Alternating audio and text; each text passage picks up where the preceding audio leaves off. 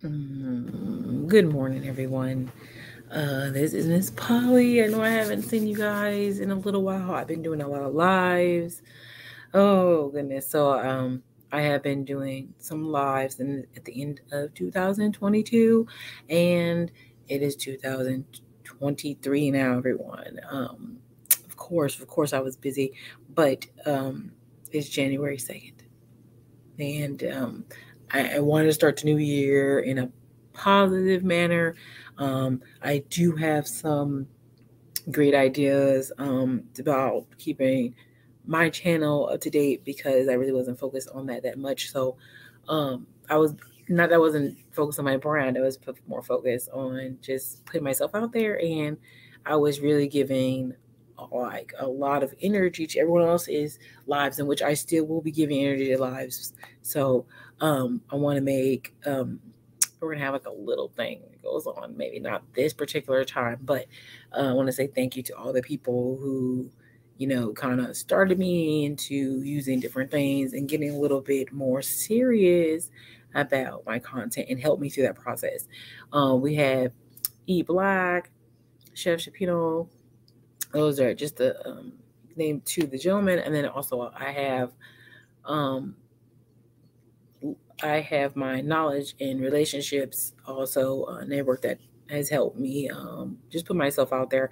Also, Jill on the Block is a big one. You're going to see me doing some really big things with her this upcoming year. And so projects will be coming out for that. So that'll be awesome.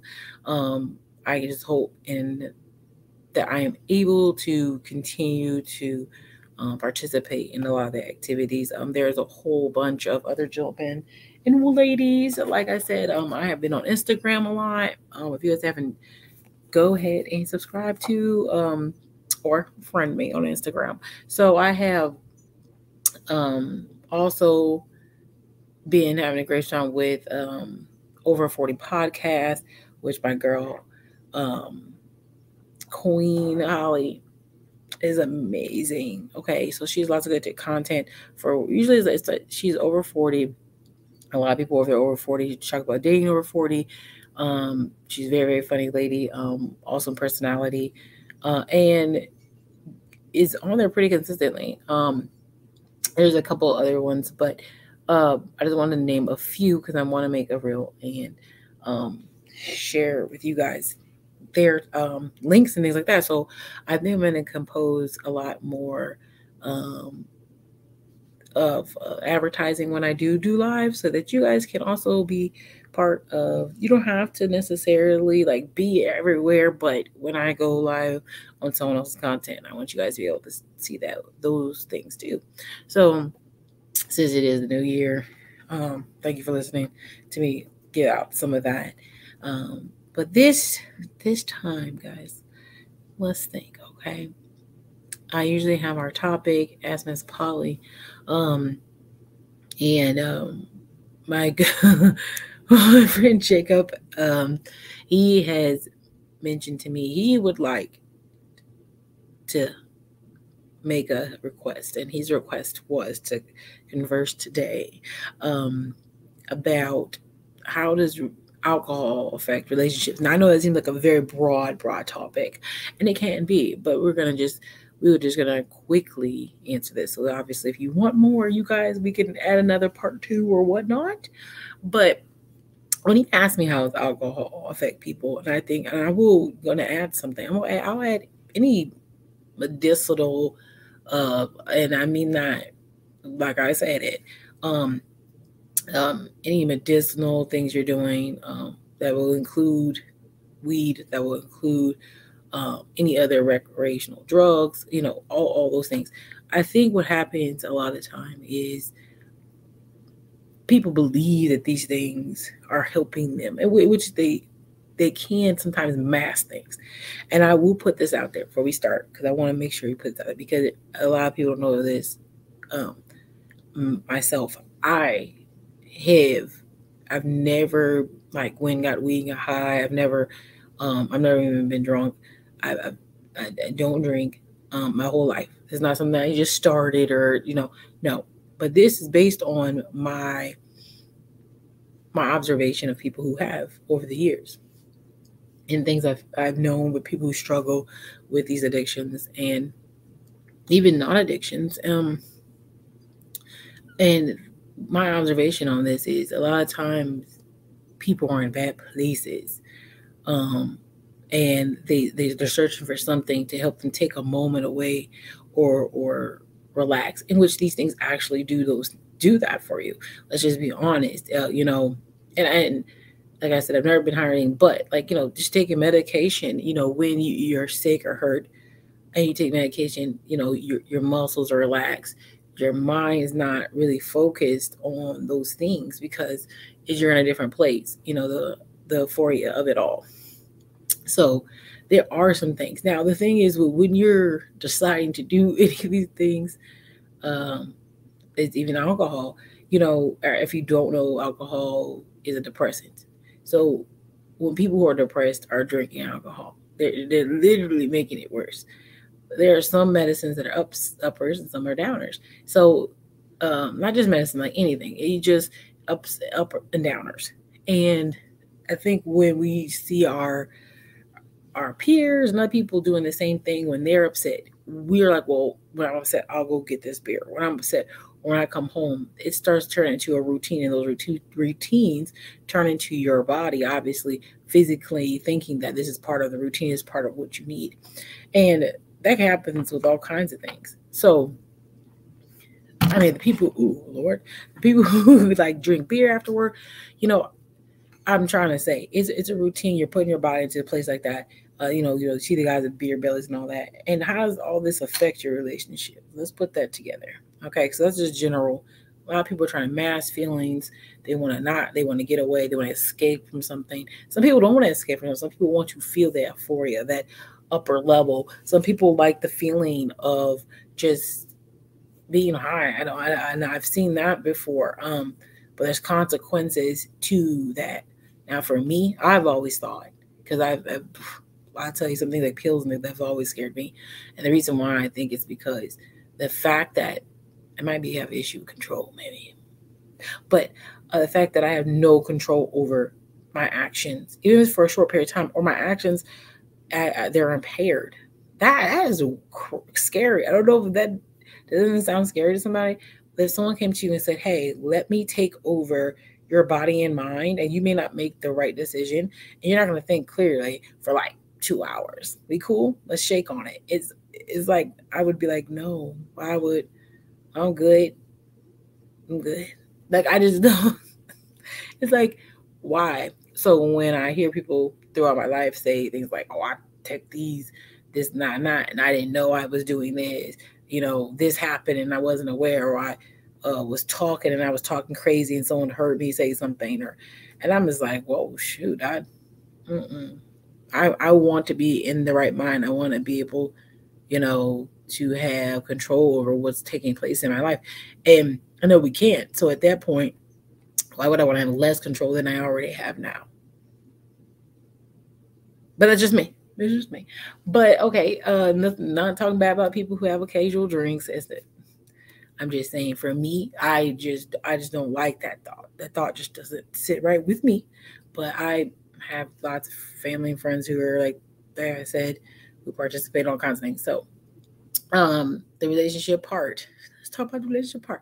Okay, so I think how it will affect, or how it does affect people, is a lot of times if you're a person go through things and you're not really sharing with your partner about your daily woes and things like that, and you're using these other things as a way to cope, instead of communicating with others and using people and your communication skills to deal with them, what happens is your partner also could feel on the other side that you're abandoning them. A lot of people have drinking problems, a lot of people do drugs, and their partners really feel like there's no detachment, and that these drugs or these other things are, even alcohol is more important than them, that you have a relationship with these other things that aren't even people. And it is true, you have a relationship and you're depending on this thing to help you through whatever stuff you're going through. And a lot of times you're You're not getting any fixing from this. This is a mask to cover up what's wrong with you. You're not dealing with the issues. And so then that's why they turn into a cycle. And then that cycle can obviously, after a while, then turn into a situation where you may be addicted. So, and people are like, oh, well, you can't say you get addicted. And I'm going to tell you, even if it was weed, you get addicted to that. People say you can't. It's because you're making it part of your routine. You've made the cycle. Okay, so if you're making a cycle, something that's going to happen over and over again, you're making that part of your day, and you're depending on that to help you. And then when you don't do it, a lot of people don't know what to do. That's down people who smoke cigarettes, e-cigarettes, all those things like that. So you're getting into a routine where you're just doing something over and over and over again, and you're not using people, your communication skills with the partners you're with. Your partner wants to be there for you, especially as one who actually cares about you. They want to be there with you. They want to support you. They want to be the person you go to when you're having problems. But if you're going to use these other things to do that, then you're no longer using your partner. And then they can feel abandoned in those moments, or even feel like they're not good enough to, to help you get past certain things. They're like, oh, well, instead of coming to me and have a conversation, they call somewhere else. And then, like I said, usually when you're doing these things, you're not doing them with your partner. Okay. And some people do. So remember that. Some people do and some people don't, but usually you're not. And if you do it with your partner, then you guys are both in usually these bad cycles, and now you're using each other. And you'll hear, like, you see people say, oh, I'm about to go out to drink, and like, oh, why aren't you doing this with me? Or people, listen, I work in a restaurant. Coke is a big thing. I don't do. You sitting up here, you doing Coke because y'all been doing doubles 5 days, and then next thing you know, when you want to stop, when you slow down, say, I don't really like this life or whatever, and the other one's like, well, why aren't you doing it with me? And then it really can turn to a battle, and it's because you guys both now are using this, and then you're like, well, why don't you want to do this with me? And then when they want to stop, then you will feel like, or someone else will feel like, are they trying to say that they're better than me because they can stop, or because they want to stop and I don't want to stop? Like, it can be an emotional shit show. Okay, let's be honest. So I think the fact that people, are recreational drugs or all these other things, and some people say, I want to do things on the weekend. And I've had friends who say, like, I only drink on the weekends, and then that turns to binge drinking. Binge drinking is when you don't drink all week, but in a short amount of time you consume a lot of alcohol. And I know people who've been in cycles like that. It's almost worse to be a binge drinker or a binge drug user than anything else, because now in this short amount of time, you're you're being excessive. And those are the ones that usually end up having overdoses, end up alcohol poisoning, because they binge drink. I've had bosses that, when I worked in the industry, that I've lost. And it's not drugs. It could be alcohol, and they're very young and they're just dying. It's a big, big issue. It makes me sad to see that, the cope with just the life that you fell into a cycle, and maybe even not even on purpose. Just you had a good time, you were relaxed, you weren't really thinking about the drama and the stuff you had going on. And I think that's where a lot of times Americans get confused when it comes to relaxation and detaching from your stress. We really need to start thinking about it in a different way. And look at these other places that do this. When people say they're relaxing, in other places, they're going out, they're turning off the TVs, the phones, they're removing themselves from those issues. They're doing yoga, they're doing meditation sometimes. I used to think meditation was the stupidest thing I've ever heard in my life. I was like, who wants to sit in the dark and think about nothing? I'm like, I don't think about nothing. I think about shit all the time. And then I went to college. I took a class, and obviously it was an Asian class. philosophy class. In a religion class. I took two a couple separate ones, but to calm the combination of both. And they were talking about meditation and depth. And I was like, okay, well, let me try this again. I went to a yoga place and we were sitting in the dark and I was like, this is the worst experience of my life. And they said, when they say nothing, they don't, now when you get deeper, you're supposed to be able to think of nothing, right? But they said, you're really supposed to be focusing in those moments. And this sounds crazy. Hopefully somebody will take this and they'll get something from it. Sit somewhere dark because you cannot see. That's why they close your eyes or be in a darker room. Then you could no music with words. Some people like music with a lot of sounds. Not if you maybe nature sounds, something like that. And maybe not even that. Maybe just silence. Okay. And like do steps to it if you need to. You sit there and you think about breathing. That sounds stupid, right? Good. Think about actually breathing. Be like, breathing in and breathing out. And take your time and think about the breath. Just focus. Now I have ADHD now. I'm telling you, that's probably why I have problems with it. But think about the breathing.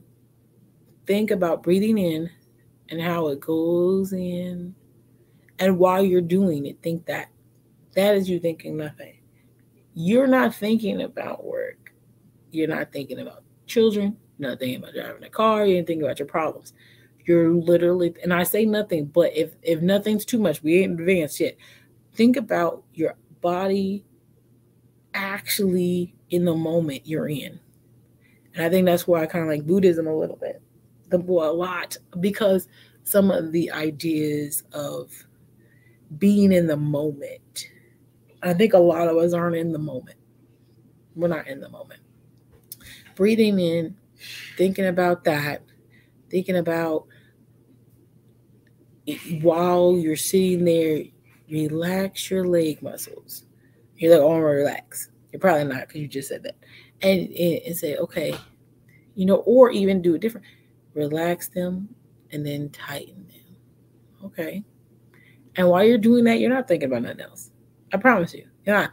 I did that and I was like, maybe they got something after all. And I wasn't thinking about work. I wasn't thinking. I was thinking about breathing. I was thinking about relaxing my body. And my body was actually doing those things. I was intentionally relaxing. Now that sounds weird, right? You're intentionally relaxing, but it's not thinking. I don't know, but it was very different that time I did it after I learned more about the culture in East Asia and Buddhism. I took the religion class, and things like that. And it just kind of changed my outlook on meditation and how we use here more in America these alternative ways, these quick ways, because we a lot of times I think, if you don't know, not to if anyone, Americans are a little lazy, and this is just true. This has got nothing to do with me being American. I didn't say that. I didn't want to be here. I have other options, right? That's not what it is. Is the fact that our culture is most cultures, but our culture has really, really, really been built on everything being very quick, instant, hurry, fast. And there's not a lot of pause time in our culture. And that's just seen all over. There's no pause time when it comes to work. We're supposed to keep going and never, never stop. And when you have a culture that's fixated on that kind of cycle, right? I mean, you may think that sounds crazy, but it's not. When you go to work, you're replaceable, right? You're told that you're replaceable. You're told that if you didn't come to work, you're going to get fired. No matter what's going on, the world moves with you and without you very easily. And so if you want to be somebody who they value, unless you're going outside the box, you're very replaceable, and there's always going to be something else better than you. And I know that that's probably a true fact. There's obviously always going to be someone better than you, but the fact that that's drilled into your mind so much, you just don't stop, because you're like, if I sit for 5 minutes, I'm going to lose the race. Someone else is going to take my place. And the anxiety that comes with that. I think that's what half these people out here, their anxiety is so high, because it's like every minute they're just falling apart. And there's no moments of peace. In other countries, they have things like, oh, 2 weeks off. You're like, 2 weeks off what? Like, oh, this is holiday. You hear these things that if you go somewhere else, it is crazy. You're like, what? You had nobody, your company is not open? No. For 2 weeks? Like, what the hell? And they pay them. I'm just saying, these are things because that's why I said I like East Asian culture a lot too. It's just the idea that they, like mine was in Japan. There's other places too that do this though.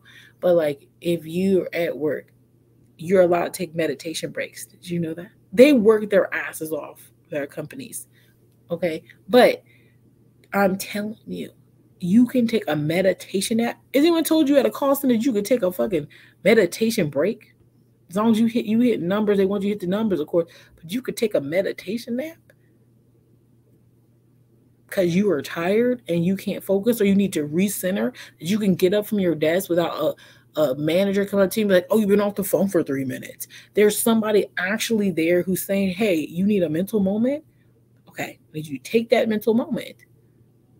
Take that mental moment. And this is high stress places. These are high stress places, okay? What I mean by that is they have lots of going on, and that companies actually identify that they are high stressed areas. That's amazing, and give you an opportunity to take a moment, a breather in the moment. They're not saying, hey, go home, don't do your job. They're saying, okay, if you need to take a moment, pull your shit together, please do. You can't do that here. You can't say, I need a moment. And now what they do is, if you do need a moment, you just have to be over dramatic. And it's just over the top. Oh, I'm having anxiety talk at work. I mean, I've seen people do it. And I mean, I'm not saying they're not valid. I'm not saying they don't have anxiety attacks. But every job I've gone to that is very high intense, or there's like communication going on, all that kind of stuff, there's always 3 or 4 people. That's why I say it's not just one person. There's always 3 or 4 people who have anxiety attacks, like on a regular basis. And they will literally, even if they go in the bathroom, they're having a whole breakdown.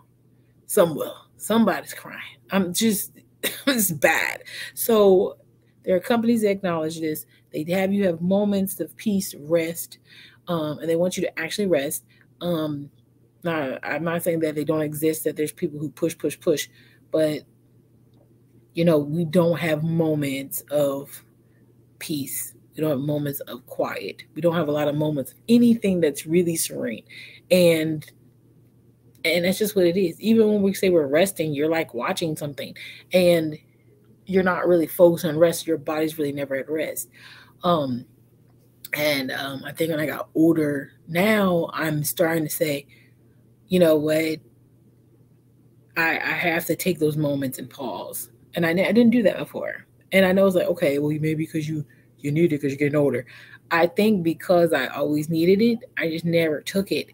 And I'm a go kind of person, but I can't always stay at that heightened state for those periods of time without taking a break, or I crash and burn and then it's all for nothing. So these things that we use here to cope with drinking, it's really not a good thing in relationships when it comes to depending on a substance to be your partner. That's basically that's half about. Because if you want a relationship with alcohol or your drugs, then you're not really having a relationship with your partner, because you're using that as your way to cope with things instead of coping with your partner. And when you do recreational, when you do alcohol, I'm just saying do them, right? Those are things that are supposed to be maybe for a moment. It isn't wrong with a glass of wine here or there, whatever. I'm saying you're using that every day instead of having a conversation with someone, or even if you have a conversation when you have a glass of wine. Moderation. Everything in excess is bad. I don't care if it's down to vitamin C. So really focus on your mental health. I think we need to focus on mental health in general, building really good foundations in our mind. I hope we do it when we're younger, Jacob. younger. So Jacob's younger than me, probably. I think he is. And focusing on your mental health. And I think that if you are someone who is, or you know someone who is, because I don't think it's necessarily for you, if you know someone who is using these to cope with daily life or think they're just having fun, because it could just appear that way as a young person, that you're just having fun. And that's true, you are having fun. But in the same breath of having fun, if you're excessive, and like I said, if you want to drink every weekend, but you're cool through the week, you're binging because I know you're not just drinking 2 beers. Let's just be honest. You're binging. And so you're binging because you're trying to make up. You're making up for the whole week in one day. And those are where you have people who start having heart problems and they go older. I'm trying to tell you, I lost my boss at 30. I think he was 32. And he was a manager restaurant. And then, like I said, these companies sometimes they say they care, but at the end of the day, they're built on everything being very business-like. They don't really take in that personal side. It's just what it is. You hear people say it all the time. They tell you to get well, you better get well so we can find out how long it's going to take you to get back to this office and do this work. Because if you're not going to be back within a certain amount of time, we will replace you.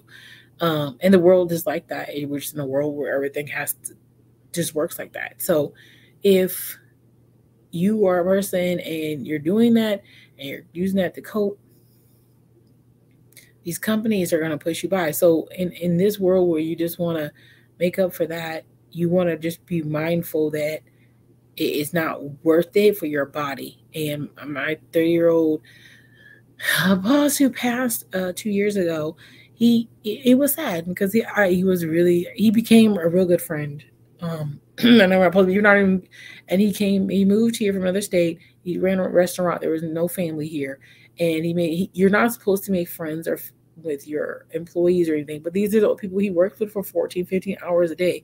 And he lives in a place where no one, I think they need to take that in consideration. You give them housing or whatever, you put someone in a place where they work with these people for 15 hours a day almost. And they're there every day, maybe a day off or 2 days off. They don't have any friends, all that. And then what they do, they go out to a bar or something like that. And sometimes they still mingle. Let's just be honest. They still probably mingle. And, and you mingle with your friends and you're drinking and having a good time. And I saw it. I saw it where I knew he was struggling with it, but I thought maybe he just needed to make more friends, and then, he was making the money that I think he was making the steps to get to a place he wanted to be. And but the alcohol, the binging, it was just too bad. And he would binging. And it just sucks to see that one day he went out and he had a binge. I don't know exactly what happened, but I won't get into detail, but he went out drinking and he came home, and then the next day we didn't hear from him. So,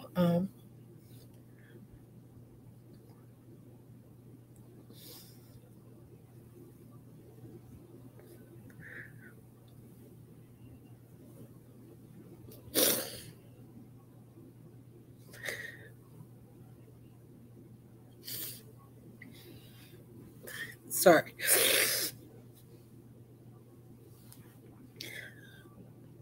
But it's something that you don't think about. Like that fun moment, you don't think about, okay, and that's why I said, like, he was home, he went home by himself to a house by himself because he didn't really know anybody. And, and that's when you start seeing the relationships, the relationships you have with people. It's like you go home because you wanted to make friends, or you try to find a girlfriend or a boyfriend when you're in those situations, so you're not by yourself. And then you go home and there's no one there. And you go home, no one's there. And it's like you get sick or you can't turn over, you know what I'm saying? And You get sick and you can't turn over and you pass. Or you go into a coma if there's no one there. And even if you have friends calling you, they know that you do this. They know you drink and you binge and you might pass out. And so they just like, okay, well, they'll be okay tomorrow. And you're not there. And that sucks. And that's all from just having a good time. That's why I said those kind of work conditions, and I'm not saying anybody fall in it, but there's a lot of people who do that. Managers of stores, they get sent to places where they don't have anybody. And I think that those rules were, fraternization, which I get it. But at the same end, you put people by themselves in a place where they may not have anyone. And some people can function, but some people can't. And some people make it through. And they drink and they do things and recreational things, and they make it through. But there's some people who can't and they don't make it. And it's stupid to me that when you're in a relationship, you have someone there, and then when you go in, like I say, they send you to a place and you'll start going out to bars, you're drinking, having a good time, and you're trying to find a girlfriend or boyfriend, and that may not work. That may not work. And then you usually try to find a relationship because you want that interaction with someone. And then that doesn't work out. And then you're all by yourself. And it's just to me, that's a lot of stuff to go through mentally, not including on the stresses of running a restaurant and making sure it's successful. And it just sucks to see people like that, young people like that. And I'm saying, because like I said, I think, he was younger than me, but being 20 or 26, something like that, because kids are getting out of school. I say kids is funny. People are getting out of school and having degrees at 24, like BAs, before, maybe even before that, 22. And they're starting these careers, and they know, they're starting careers, running a whole restaurant, which is amazing to do that so young. Becoming doctors, all that. And a lot of them manage stress, manage the loneliness with these other things. And it just, to me, seems like we need, as companies, people need to set up things, not just offer them, because offering doesn't work. People don't take mental health very serious. They will talk about them having mental health issues, but getting treatment is not something everyone does. And so a lot of people don't do. And so just saying, oh, we offer some counseling. A lot of times these companies too they're holding on to those marks. Oh, you said you needed therapy because you can't handle it. That's probably why the store's not doing well. I mean, literally. So they would never go ask for help. So I'm saying, just be aware of those things. Even if you have them in place, it's not always a positive thing to have that. But I mean, if you provide therapy in your therapy sessions, even yearly ones, 5, hey, let me offer you 5 therapy sessions as part of your healthcare package. They don't really hold it as something. Getting someone a good mental place is a totally different. And so these drugs and drinking, all that, they're really masking a lot of things for the moment, and they're short-term resolutions. If you're going to invest, because you guys think, oh, that's stupid because I don't want to pay for therapy. Therapy is some are expensive, some are not. Even a life coach, shoot, and I understand that. Some people are like, I don't want to pay $130, and I see the person twice a month. Every visit's $130. I'm gonna tell you something. But when you go out and drink, I've seen this. I've seen men pay, and even they're paying for other people. I've seen you drop $150 in a night, especially people working in the restaurant business. I've seen you drop $150, $200 in a night to drink alcohol. That's just one night. I've seen people say, "Oh, I spent $300." $300? What the fuck are you doing? What are you buying? But you can't take that same money and pay for your health, and then maybe you won't have to go out there and hang out with people who don't really care about you, just want a fun moment with you every weekend because you're the guy who's buying shots. Those are the things that I think that when we talk about relationships correlating with alcohol or drugs. Those are relationships that are bad, and they make bad dependent relationships, and also can cause people to die. All kinds of things. These are drugs. They're addictive. You know, the makeup of the actual ingredients are addictive, and that's like, so. This is lots of things. It doesn't have to be drugs, drinking. Like, I'm trying to call it out bad. It's not. Your body starts depending on things, and that's down to damn blood pressure medication. If you're consistently taking that, it is known that your body will stop making or stop providing its own pressure regulations or regulator. It'll stop. And you will always need to be on blood pressure medication because your body all of a sudden thinks that, oh, well, they're going to provide it. We don't need to do shit. These are things that happen. You have to know that. If you don't know that, now you do. Inform yourself about yourself as a person, mentally and physically, on another level, so that you can provide yourself with the best life you can. Not everyone else, but what you can. And once you do that, then I think you feel a lot better about yourself and where you are. Because if you've done all that you can do, that means a whole bunch. Because you can't control everything, but you can control you, right? But if you're drinking and you're doing drugs and you know this, you're not controlling you. Something else is. That's basically what I have to say at the end of that. And yes. So I hope that was very helpful. And this is my new video. See, I made it for Jacob because he inspired me to do such, and I appreciate that he did. And also awesome thing to do.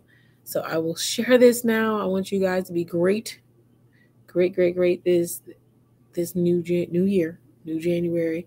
I'm glad I didn't hear anybody say new year, new me or anything. But I do want everybody to be in a good place this year and try to be the best person you can be every day.